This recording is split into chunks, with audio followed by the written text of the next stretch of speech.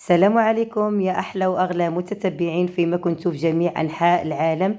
مرحبا بكم معايا في فيديو جديد ونهار جديد اللي غادي نشارك معكم فيه هاد الحليوه اللي كتجي واعره بزاف بواحد المذاق لا يقاوم، وغير بواحد الحشوه يمكن لكم تخرجوا اشكال متنوعه او مختلفه. كما كتشوفوا يعني بلاطو عندي تبارك الله منوع، وهو غير بحشوه واحده، يعني الشكيلات اللي بغيتو كتخرجوه من هاد الحلوى. المهم هاد الحلوى وجدتها في الدقائق الاخيره وما قدرتش الصراحه ننزل لكم الفيديو في ديك الايامات. نتوما كتعرفوا ملي كيكون الايامات الاخريه د رمضان والعيد وهذه غير جري عليا نجري عليك، ولهذا ما كتبش ننزل لكم في ديك الوقيته، ودابا عاد كتب. المهم بلا ما نطول عليكم، يلا هو المقادير طريقه التحضير.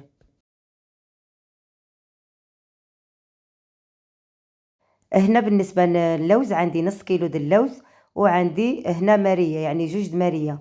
بالنسبه للكميه كتبقى يعني على حساب نتوما، بغيتو تعملوا غير النص د الكميه كتعملوا ربع. صافي هنا كطحنوا اللوز مع ماريه مزيان حتى كيرجع معجن، ومن بعد غتخلطوه، اما كتخلطوه بنيسلي اولا بالشوكولات. المهم بالنسبه لي انا قسمت ديك الحشوه اللي غنضيف لها هنايا شويه، اللي غادي نضيف لها شوكولاط ابيض وخلط بهالطريقه هذه. وغادي نعمل في السيليكون يعني على حسب الزواقه اللي بغيتو نتوما. شنو هنا في هذه المرحله خصكم تخفوا يدكم باش ما كيقصحش معكم الشوكولاط. صافي كنبقى نعمر هنايا على هذا الشكل ديال الوريدات. نتوما اي مول بغيتو تعملوه عملوه. المهم هنايا كما قلت لكم غادي نخرج بزاف د الشكيلات من هذه الحشوه. صافي هنايا كنعمل هاد الوريدات تنعمرهم كاملين، ومن بعد غادي نرجع معكم. الصراحه هذه طريقه سهله وما كتاخذش الوقت بزاف، يعني كتبقاو غير تعمروا وتعوطوا بالمعلقه وصافي. المهم بقاو معايا حتى نرجع.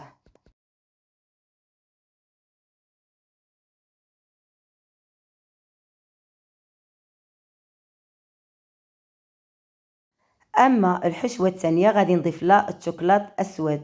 بالنسبه للشوكولات خصكم يكون نوعيه مزيونه باش كيجي المذاق مزيون د الشوكولات. كنقولها وكنعاودها النوعيه تكون مزيونه. هنا غادي نعمل عاود شكيلات د القلب على هذا الشكل هذا اللي عندي هنا. تا شوكولاط ابيض عملته، دابا نعمل كحل غنوع يعني بجوج وصافي. يعني غنكون حصلت هنا على جوج د الحاجات مبدلين مبدلين في الشكل. اما المذاق يعني الشوكولاط ابيض طبعا كيكون المذاق ديالو بوحدو وكحل هيداك. صافي هنا داغيا كيبسوا من بعد ما خرجتهم من الثلاجه، ما كياخذوش الصراحه الوقت، دغيا كيشبروا بعضهم ودغيا كتشكل لنا الزواقه. واخا تخليوها غير سطح العمل، ملي جيت نشوف جبرت تبارك الله دغيا يبس. صافي هنا كنبقى نزول بهالطريقه هذه كما كتشوفوا الفيديو واضح وشرح نفسه. وصافي دابا غندوز باش نخلط عاود حيت الحشوه قسمتها كنظن الاربعه القسمات ولا ثلاثه، يعني كل حاجه خرجت منها حاجه. وهادشي اللي كاين الخوت. ايوا وتحيه لكم من هذا الفيديو. كنتمنى تكونوا دوزتوا العواشر ديالكم ورمضان بخير وعلى خير. وغير سمحوا لي والله ما قدرت ننزل لكم هذا الفيديو قبل العيد حيت الضغوطات كانت عليا بزاف ما قدرتش. المهم هنايا غادي نوري لكم عاود الشكل ديال القلب كيف كيجي. كتجي فيه واحد الزواقه خفيفه كتجي مزيونه حتى هي. المهم الشكل ديالهم كيجيو واعر ومزيون وكطيح لكم رخيصه، يعني على انكم تكومونديوها او لا تشريوها.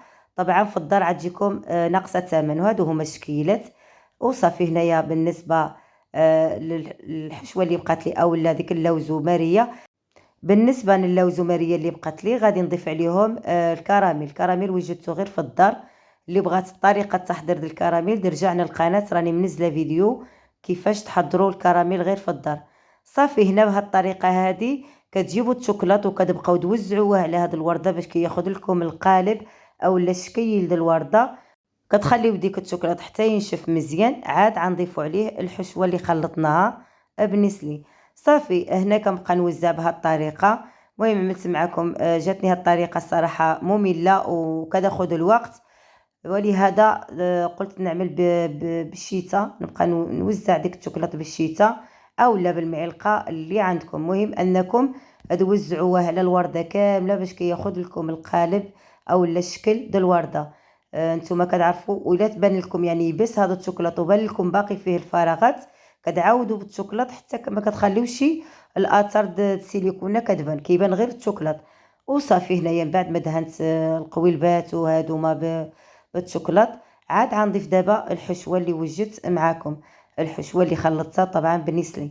صافي هنايا غادي نبدا نعمر بالحشوه، غنخلي غير شي شويه من فوق باش نضيف عليه الشوكولات. المهم هذه طريقه الصراحه حتى هي كتجي مزيونه المنظر ديالها، وكيجي عاود ديك الحشوه ملي كتعط كتجيك ديك الحشوه في الوسط. وهادشي اللي كاين دابا. غادي نكمل الحشوه كامله في هاد السيليكونه ونرجع معكم.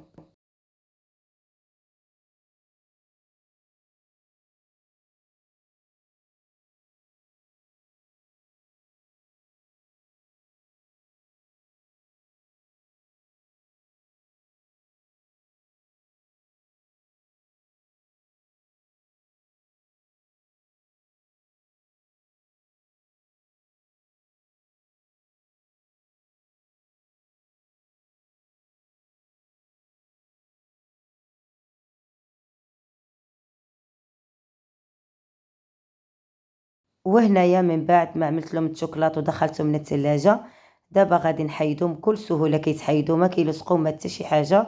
نتوما كتشوفوا يلا كنوالي كيزول.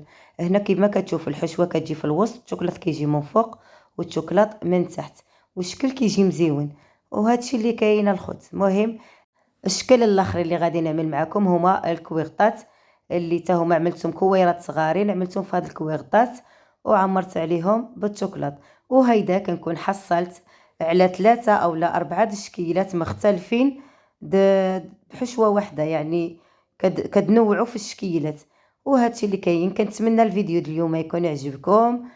المهم دائما كنبحث لكم على كل ما هو بسيط وسهل في نفس الوقت، يعني الحلوى اللي كتوجدوها في الدقائق الاخيره، اللي ما كتاخذ لكم شي الوقت نهائيا. وهذا الشيء اللي كاين. حنايا النساء معروفين تبارك الله، حتى الاخر عاد كنبقاو نجريو ونتجاراو، وهيداك ما كيقدناش الوقت. والله ما عرفت واش نتوما بحالي ولا غير انا. هذا هو البلاطو اللي وجدت معكم اليوم ان شاء الله. الحلوى اللي عملتها معكم كما كتشوفوا اشكال متنوعه، كيجيو واعرين راقيين في المنظر ديالهم. يمكن لكم تعملوهم في الافراح، في المناسبات، في شعراطه، في اي حاجه. المهم كيجيو على هذا الشكل هذا. المهم اخوتي كنتمنى الا كنتوا وصلتوا حتى لهنا ما تبخلوش عليا بواحد اللايك وبواحد التعليق، والتشجيع ديالكم طبعا هو اللي كيحيد لي العجز وكيشجعني انني نوض ونصور معكم فيديوهات. المهم هنا كنكون وصلت معكم من نهايه الفيديو.